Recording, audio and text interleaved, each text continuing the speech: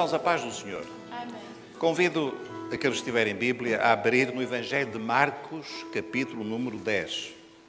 Nós vamos procurar responder nesta tarde uma pergunta muito simples. Por que preciso de Cristo? Por que é que nós precisamos de Jesus? Nós vamos ler aqui um episódio que ocorreu com Jesus e um jovem, chamado Jovem Rico, e vamos ler em Marcos, capítulo número 10, o versículo número 17 em diante. Marcos 10, 17 em diante.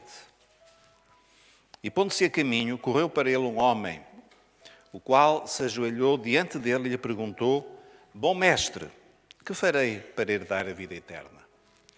E Jesus lhe disse: Porque me chamas bom, ninguém há bom senão um que é Deus.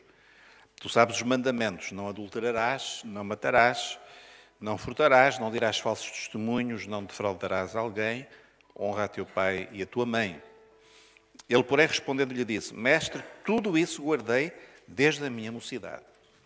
E Jesus, olhando para ele, o amou e lhe disse: Falta-te uma coisa, vai, vende tudo quanto tens e dá-o aos pobres, e terás um tesouro no céu, e vem, segue-me. Mas ele, pesaroso desta palavra, retirou-se triste, porque possuía muitas propriedades. Amém. Os irmãos podem ficar sentados.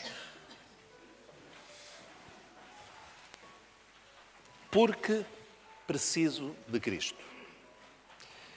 Reparem os irmãos que a pergunta não é se eu gosto de Cristo, se eu gosto de Jesus. Eu tenho a certeza que todos os que aqui se encontram gostam de Jesus. Ele é um homem excepcional. Eu tenho vários amigos que um deles até é ateu. E eles colocam Jesus assim nos píncaros. Esse meu amigo ateu, ele diz que nunca encontrou ninguém semelhante a Jesus. Havia um homem que era, aliás, um filósofo muito conhecido, que era também ateu e pregava o ateísmo. E um dia, já na sua velhice, ele disse o seguinte: muitas vezes andava com o Evangelho de Mateus no bolso para ler o Sermão da Montanha. Porque ele dizia: nunca vi nada tão sublime, moralmente, eticamente, tão elevado como aquelas palavras do Sermão da Montanha.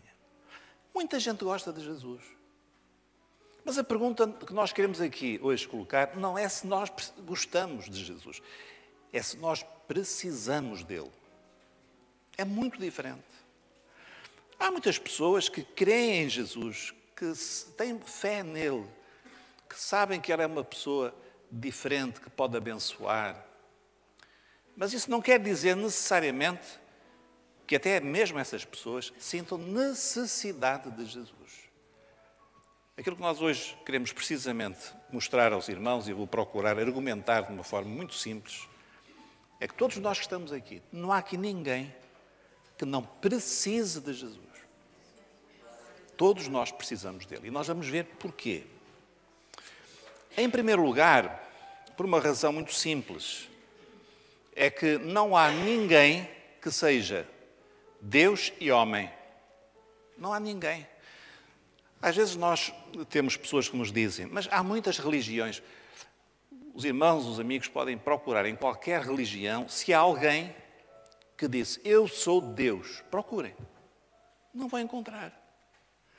Mesmo os líderes das grandes religiões, eles intitulavam-se profetas de Deus, apontavam o caminho para Deus, davam conselhos como chegar a Deus, mas ninguém disse: eu sou Deus. Mas sabem o que é que Jesus disse? Ele disse assim: quem me vê a mim, vê o Pai que me enviou.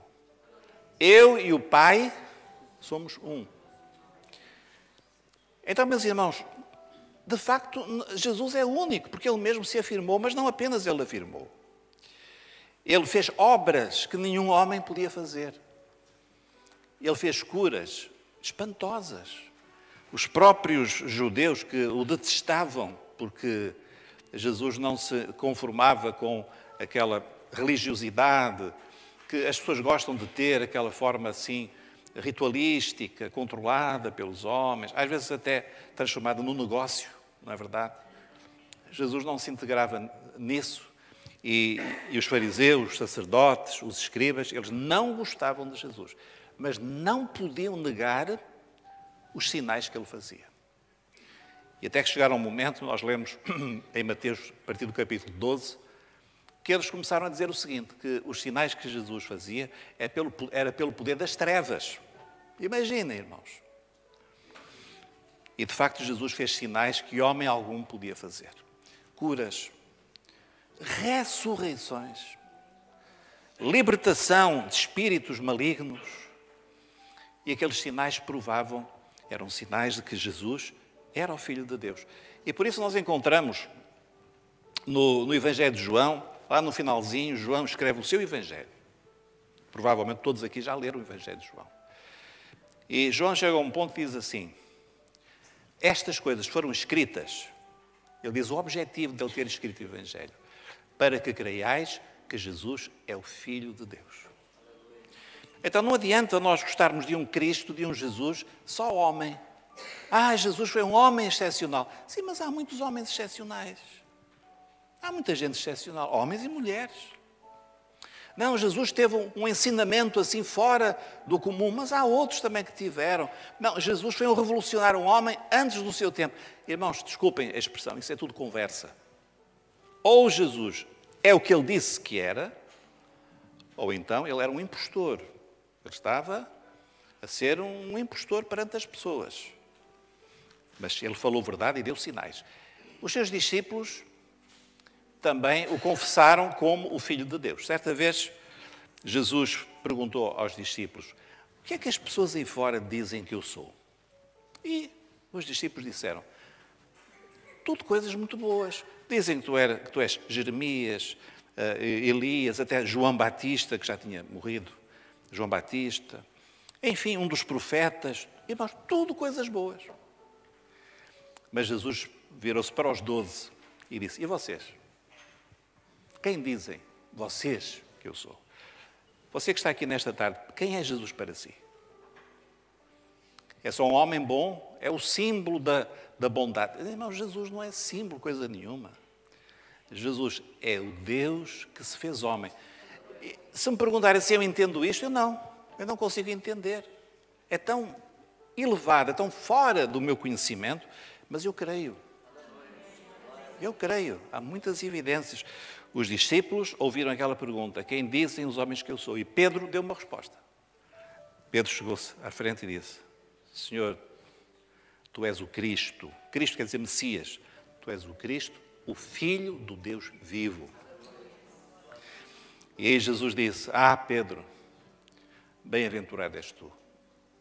Então, o Senhor podia ter dito, não, Pedro, não digas que eu sou o Filho de Deus, isso é um exagero. Não, mas ele disse, Pedro, tu és bem-aventurado porque tu entendeste, tu viste quem de facto eu sou.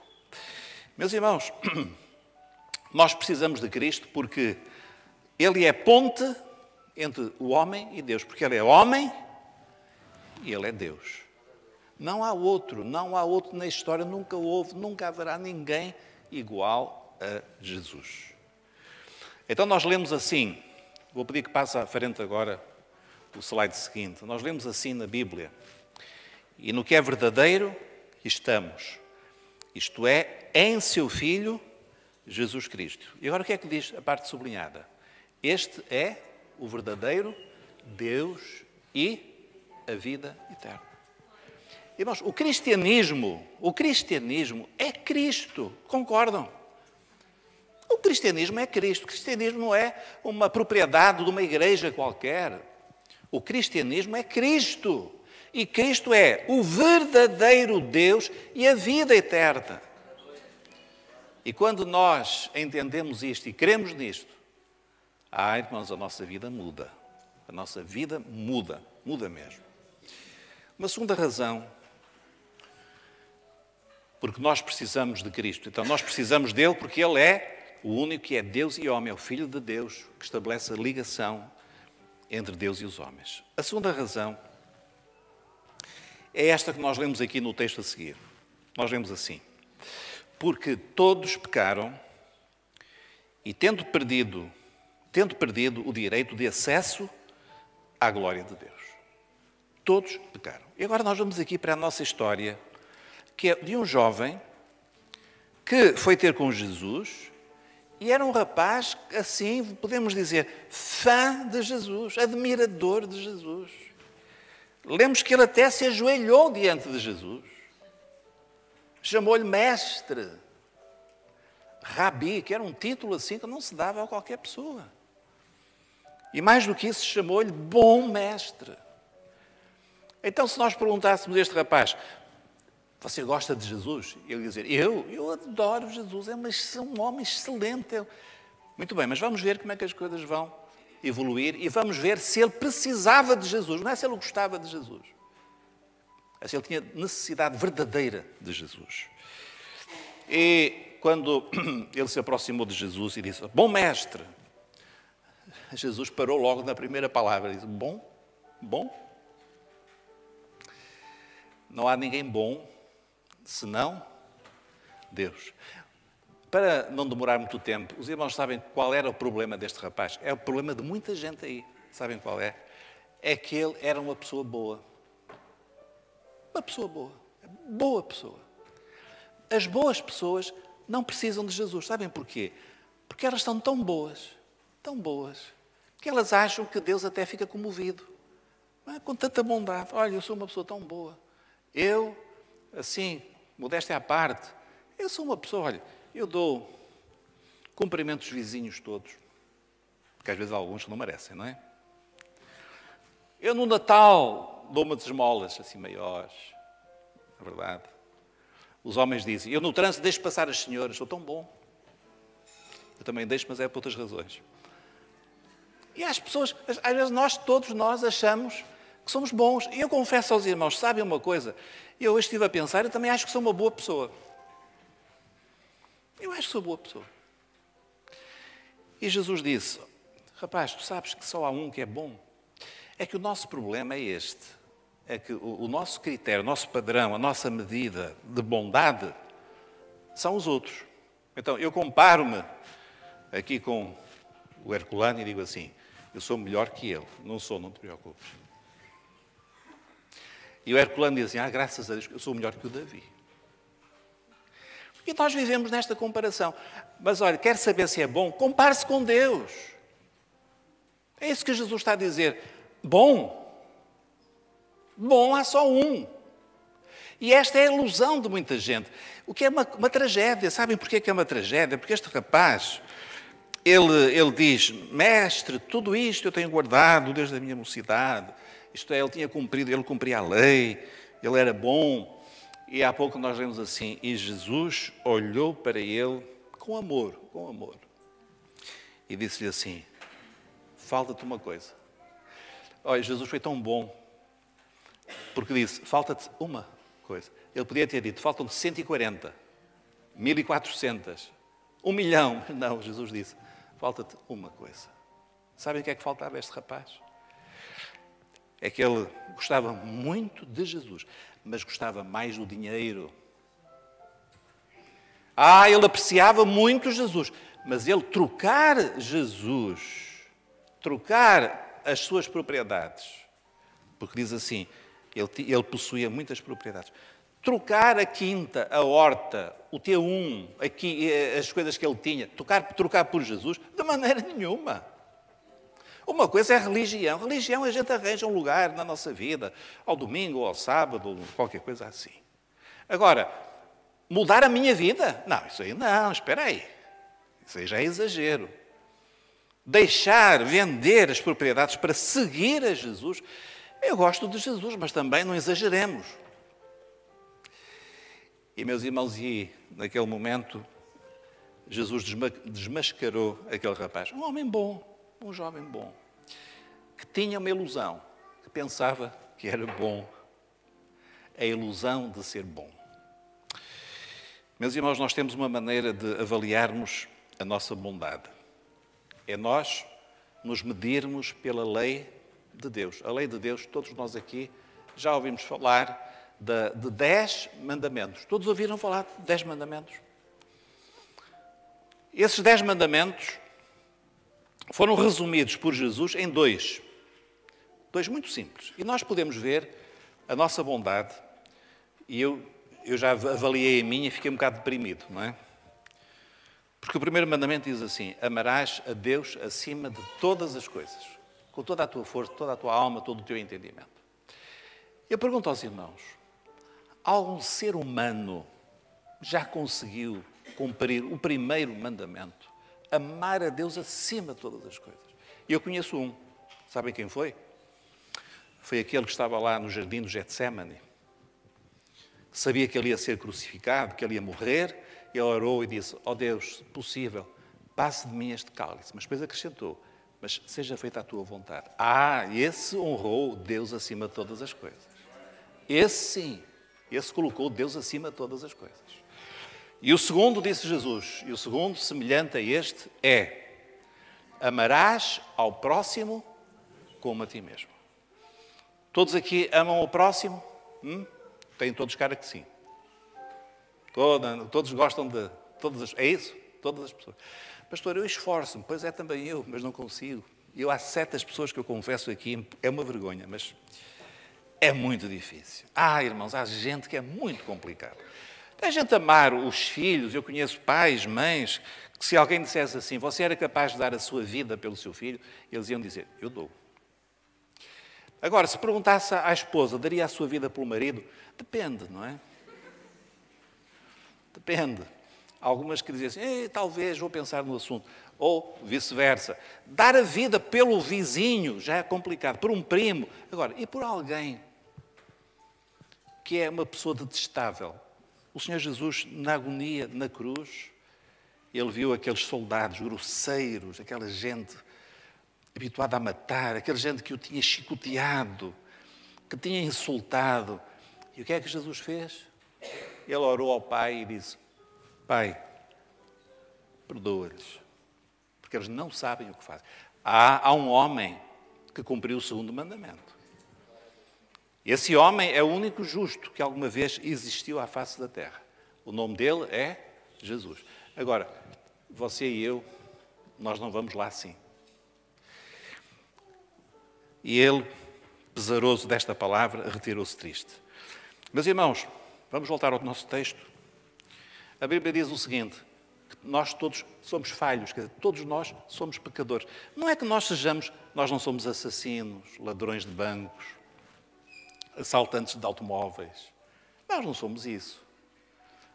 Mas nós somos pecadores. Porquê é que somos pecadores? Porque somos falhos. Nós não alcançamos o padrão da bondade de Deus. E é por isso que nós precisamos de um Salvador. Os irmãos entendem? É por isso que nós precisamos de alguém que nos perdoe, que nos aceite, que nos justifique. E foi isso que Jesus fez. Ele não tinha pecado nenhum, um justo. Mas quando ele foi à cruz, o pecado de todos nós, da humanidade, caiu sobre ele. Os irmãos entendam isto.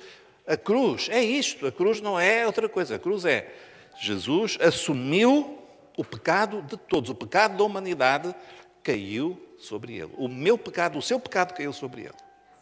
E quando Jesus morreu, ele não morreu pelo pecado dele, porque ele não tinha pecado. Ele morreu por causa do seu e do meu pecado. Esta foi a primeira operação na cruz. Um homem justo levou o pecado dos injustos. Agora a segunda operação é esta. Jesus está na cruz e eu estou aqui. E eu creio nele. E eu aceito como o meu Salvador. Quando eu creio nele e eu recebo na minha vida como o meu Salvador, o meu pecado fica ali e a justiça dele passa para mim. É o perdão dele. Chama-se isto a justificação. Na Bíblia, a justificação é a justiça do justo passa para mim. Porque o pecado ficou ali crucificado, ali pregado na cruz. Eu estou perdoado em Jesus. Meus irmãos, para nós não há outra solução. Não há outra maneira. Às vezes há pessoas que dizem: como é que eu posso merecer a eternidade no céu? Não há maneira nenhuma, porque nós somos falhos. Deus não nos vai aceitar na sua presença, tal como nós somos. Nós temos de compreender, irmãos, que o nosso Deus, Ele tem uma sensibilidade ao mal que nós não temos. Nós, quando ouvimos falar de certos crimes, nós ficamos nervosos. Sei lá, por exemplo, Não sei se têm visto a guerra na Síria, aquelas com crianças, a tirar crianças dos escombros. Eu digo, meu Deus, eu já nem consigo ver, é uma coisa horrível. E nós sentimos isso, é um crime contra a humanidade. Ou outras coisas que nós sabemos, nós ficamos assim agoniados. Mas há outras coisas que nós já não nos impressiona. Porque nós já não temos essa sensibilidade. Há coisas até que nós até nem achamos que faça muito mal. Querem ver um exemplo? Mentir. Mentir. Não mata ninguém. Não é? Mentir. Então nós até temos uma expressão que é as mentiras piedosas. Mentira. Meus irmãos, o nosso Deus, e Ele é tão justo, tão reto, tão perfeito, que Ele tem absoluta intolerância a qualquer tipo de mal. Então nós não podemos estar na presença dEle. E é por isso que a Bíblia diz que todos pecaram, tendo perdido o direito de acesso à glória de Deus. A nossa vida termina aqui na terra. E para onde é que nós vamos? Para onde é que nós vamos? Se nós morrermos nos nossos pecados, nós não vamos ter acesso a Deus. Ninguém se engana. Ninguém se ilude. Porque nós sabemos que só pela morte de Jesus é que nós podemos ter perdão e direito à vida eterna. Por isso nós lemos assim, a seguir. Não há salvação em nenhum outro. E reparem, meus irmãos, nós não estamos aqui a falar que não há salvação a não ser na igreja A ou B. Nenhuma igreja salva ninguém. Está certo? A Bíblia diz o seguinte, salvação só em Jesus. Quem é que disse isto? Pedro. Pedro disse, não há salvação em nenhum outro. Ah, pastor, mas isso é muito intolerante, porque as outras religiões também têm. Meus irmãos, as outras religiões têm o que tiverem. A Bíblia diz o seguinte, Deus enviou o seu Filho ao mundo. E eu agora vou dizer o quê? Que Deus se enganou? Foi um lapso? Um erro? Não, se Jesus veio e se Ele deu a sua vida é porque não havia nenhuma solução outra, a não ser Jesus dar a sua vida. Não há salvação em nenhum outro. Podemos procurar. Não há outro nome pelo qual nós possamos ser salvos. Então nós precisamos de Jesus, porque não há outro. Não há outro pelo qual nós possamos ser salvos. Agora, meus irmãos, eu gostaria de abrir com os irmãos um outro texto. E vamos terminar lendo precisamente este texto. Encontra-se no Evangelho de Lucas, capítulo 23. O texto está projetado. Se alguém não tiver Bíblia, não se preocupe, pode olhar aqui para a projeção. Eu vou só dar o contexto aos irmãos para entenderem. Quem diz estas palavras é um homem que não tinha nada de bom. Era um homem que estava crucificado ao lado de Jesus. Todos aqui sabem que Jesus morreu entre dois criminosos. Todos sabem isso? Muito bem. Criminosos. Um homem criminoso. Não sabemos porquê que ele foi julgado assim e condenado, mas não devia ser coisa boa. Ele foi condenado e estava ali. E este homem criminoso, ele diz assim a Jesus, na cruz, Senhor, lembra-te de mim. Lembra-te de mim. Quando entrares no teu reino, lembra-te de mim. Agora os irmãos comparem com outro rapaz de que nós falamos há instantes. O rapaz que aparece, bom mestre, que farei para herdar a vida eterna? Tens guardado a lei? Não, tudo isso, eu sou aqui um supermercado de bondade, eu sou bom, eu sou religioso. Muito bem, mas esse foi-se embora. Tanta coisa, foi-se embora. E este aqui, coitado, miserável, um desgraçado, uma vida toda cheia de erro, uma vida sem solução, não tinha mais ninguém para onde ir. E ele volta-se para Jesus e diz, Senhor, eu não tenho mais nada, és a minha única esperança. Lembra-te de mim. E agora o que é que Jesus vai responder? Talvez pudesse dizer, meu amigo, tu foste um homem muito mau toda a vida, olha agora, paciência, não é? Não é assim que nós somos avaliados aí, as religiões, as morais dizem que as pessoas boas serão recompensadas, os maus serão castigados. Pois é, esquecem-se de Jesus lá no meio. E este homem Ele apelou, clamou e disse-lhe Jesus: em verdade te digo, quer dizer, eu garanto-te uma coisa. Eu garanto-te que hoje estarás comigo no paraíso. E nós dizemos, mas isto não é merecido. Pois não, agora nós chegamos ao ponto certo. É que o que Deus tem por nós em Jesus não é porque nós merecemos, é pelo seu amor, pela sua graça. Nós só temos que fazer uma coisa que é receber. Vamos ler outro texto a seguir? Por isso a palavra de Deus diz assim: mas a todos quantos o receberam. Qual foi o problema do rapaz que era muito bom e se foi embora? Jesus não queria abençoá-lo? Sim ou não? Sim. Jesus não o amou? Sim.